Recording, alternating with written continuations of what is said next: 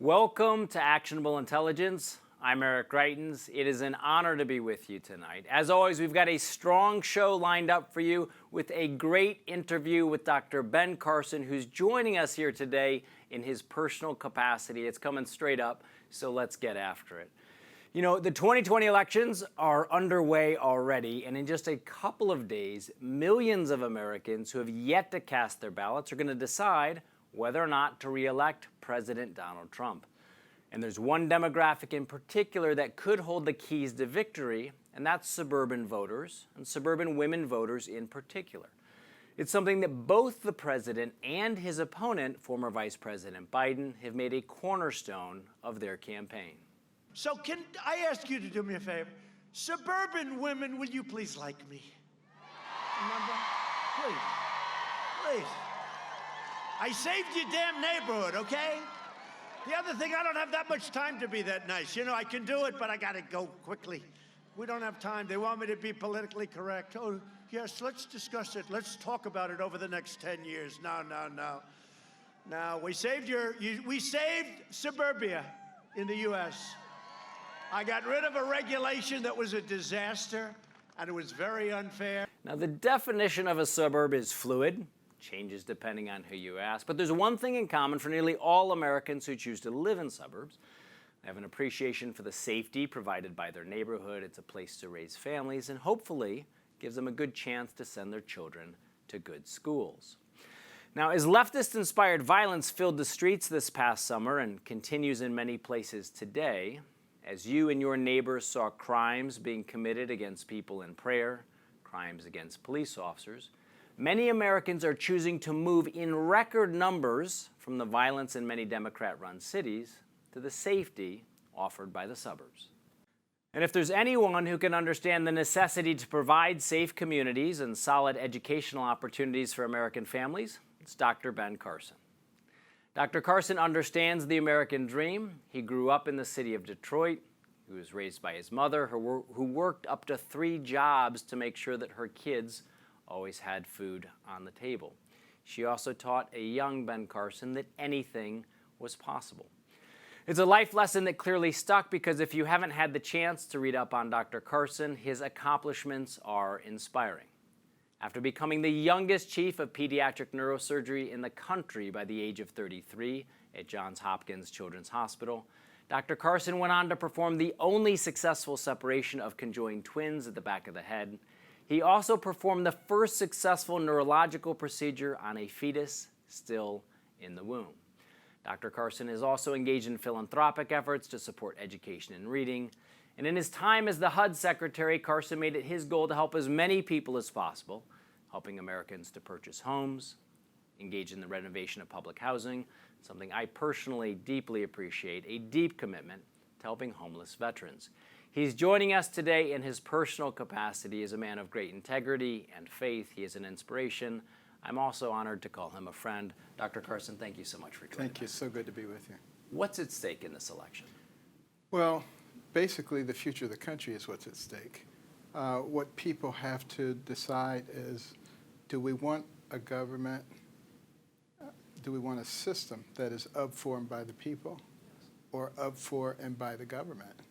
And no clearer distinction could be drawn than what we're seeing right now. And people also have to make a decision. What is more important to you? Soothing my feelings or the future for my children and my grandchildren? Because there are some people who say, yeah, I believe in these policies, but I don't like the messenger. Really? Is that nearly as important as the future for your children and your grandchildren? Yeah. And what kind of system they will be living under? And, you know, I think it's very interesting. Some of your older listeners may remember Nikita Khrushchev. Yes. Nikita Khrushchev said, your grandchildren's children will live under communism. Now, why did he say that? Because he knew the process and what had to be controlled. First, the linchpin, according to Vladimir Lenin, socialized medicine. Gain control of the most important thing that people have, which is their health. Their health, yes. So you can see that being pushed by some. And then you have to make people dependent on the government. So anything you can do to create dependency works, including raise the debt to such a level that you can justify massive taxes, which takes and transfers the resources to the government, and then get rid of God. You don't want people dependent on God. You want people dependent on the government. And then you need to get rid of their guns, because tyranny requires a submissive population. Interestingly enough, if you go through the Communist Manifesto, you see all the things that are required to change a society being pushed today. Now, look, you've lived, and in many ways people talk about you as the embodiment of the American dream. You've also, through the Carson Scholars Program, through your philanthropic efforts, through your time serving in government as HUD Secretary, you've talked with a lot of people who are also pursuing the American dream. Talk with our viewers a little bit about the American dream and how you are trying to keep it alive. Well, for one thing, I've visited 68 countries. I've lived overseas. And there are some nice places in the world, but believe me, they don't compare to this one.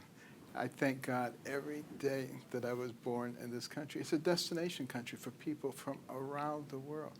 Do you know of any other country where people formed caravans trying to get in? There's a reason for that.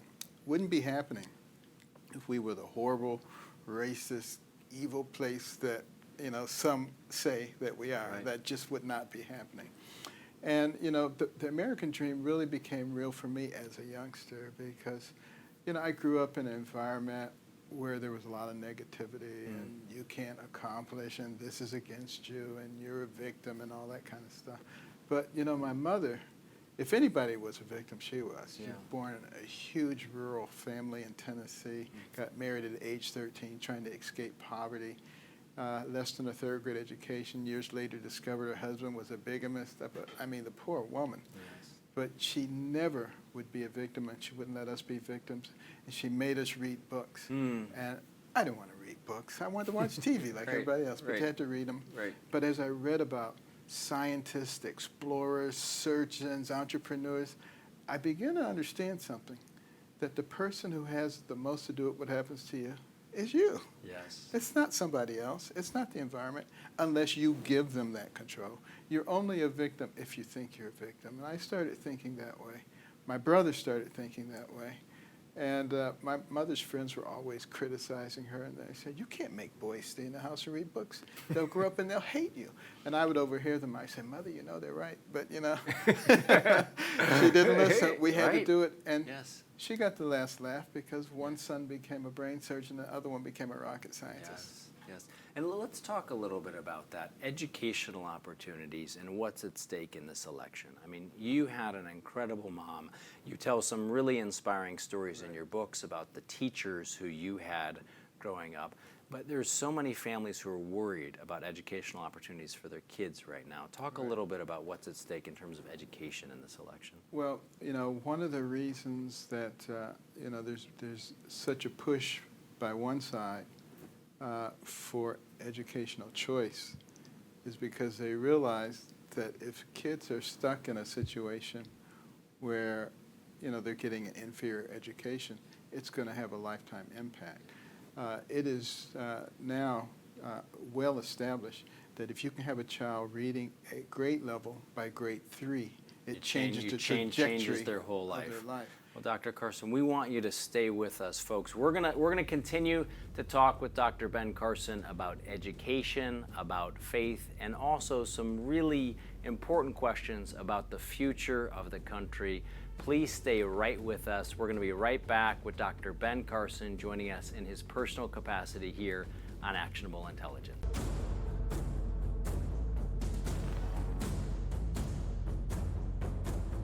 Welcome back to Actionable Intelligence. I'm Eric Greitens, and we're continuing our conversation with Dr. Ben Carson, who's joined us here in his personal capacity. Now, I want to ask you a question as Dr. Carson, right?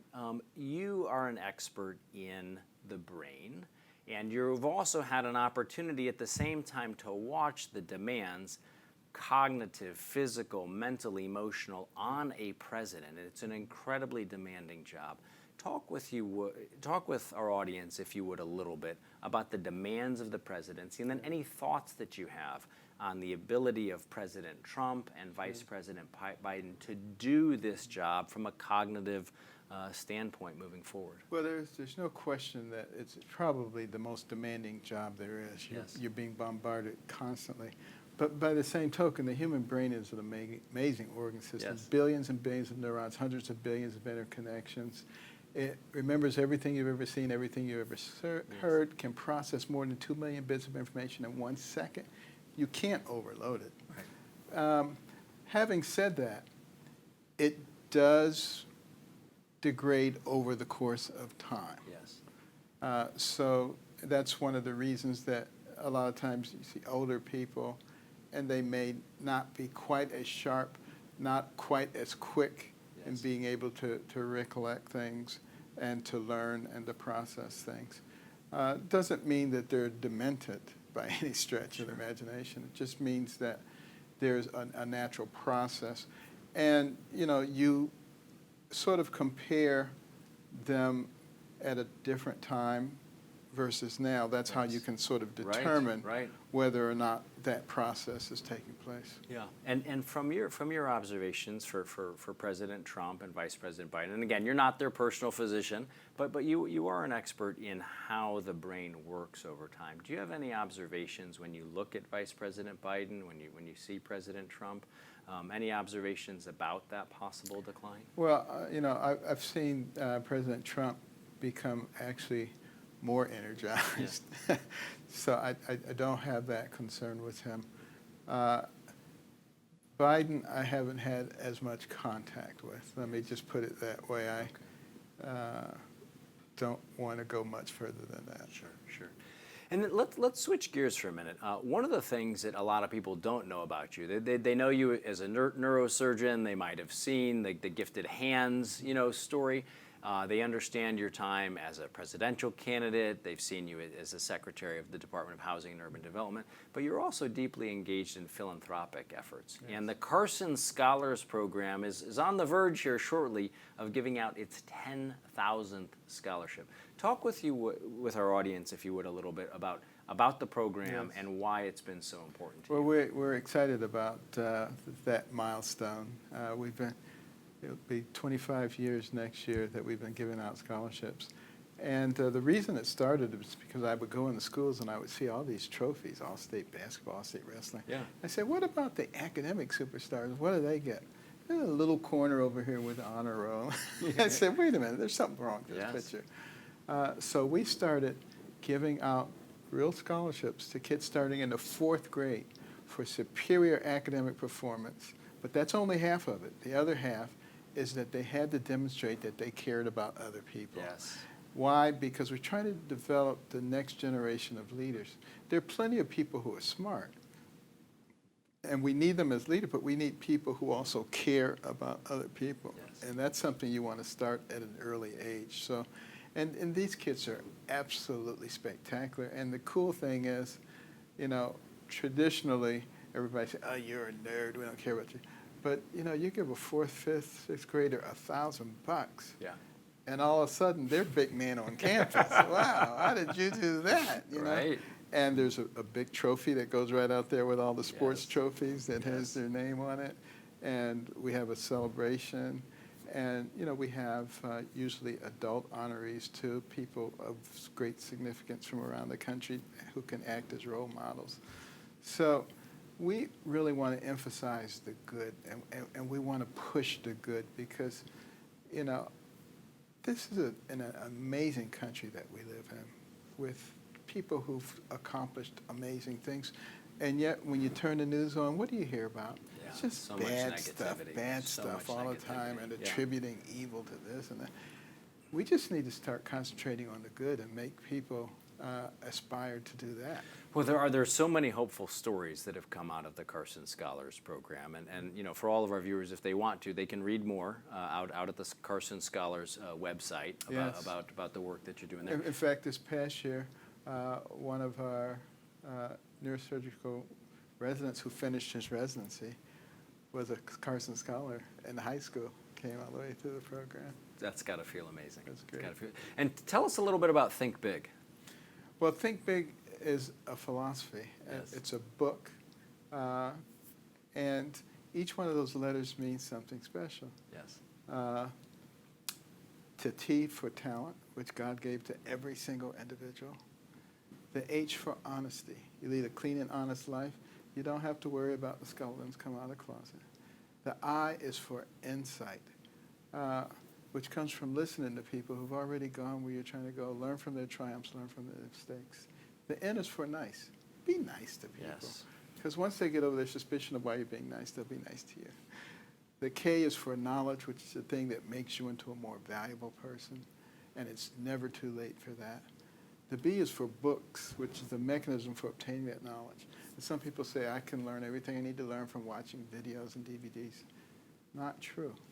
Because when you read, you're looking at words. Yes. You learn how to spell. Yes. You learn grammar and syntax. And then the second I is for in-depth learning. Learning for the sake of knowledge and understanding as opposed to cram so you can pass the test and 3 weeks later know nothing. Yes. And finally, the G is for God. One nation under God.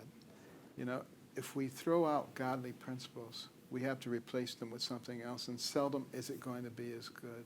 Godly principles of loving your neighbor, caring for your fellow man, developing your God-given talents to the utmost so that you become valuable to people around you, having values and principles that govern your life. Those are the things that made America into a great nation. You know, one of the things that I think so many people appreciate about you is that you've been the man in the arena, you've been in the public square, you've endured the attacks from the mainstream media, and one of the things that you've always done is you've really maintained an incredibly kind and hopeful approach to public life. You've always been willing to welcome people of every possible diverse viewpoint in to work with you. What do we need to do to build a kinder and more compassionate public dialogue in the United States? Well, first of all, we need to engage in conversations with each other. Instead of people getting into their respective corners and hurling insults at each other, listen to each other. Try to understand why people feel the way they do. And when you get into conversations like that, that's when people begin to work together. Oh, I see. That's why you say, oh, I get it.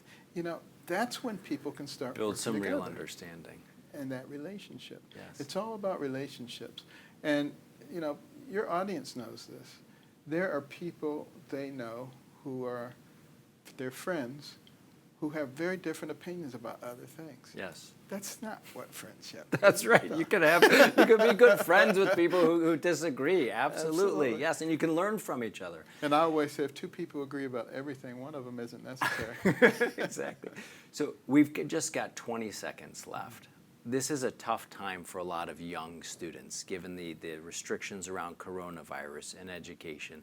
Talk to young people for just 10, 15 seconds. Give them a message of hope about how to pull through these difficult times. This too will pass. That's the thing to keep in mind. This country has been through all kinds of things, and we've survived it because we have a Constitution that takes all that into consideration. And if you're willing to listen and work with other people, we will get through anything. Dr. Carson, we really appreciate you making the time to join us today. Thank you for your service to the country. I particularly appreciate your service to make sure that the issue of homeless veterans continues to be addressed. Appreciate you and your team on that. We appreciate your philanthropic efforts. And as ever, the whole team here at Real America's Voice, we appreciate Dr. Ben Carson making the time to come and join us to give us his perspective on the future. It's an incredibly hopeful story. I hope that it's hopeful for you and for your family. We will be right back with more on Actionable Intelligence in just a minute.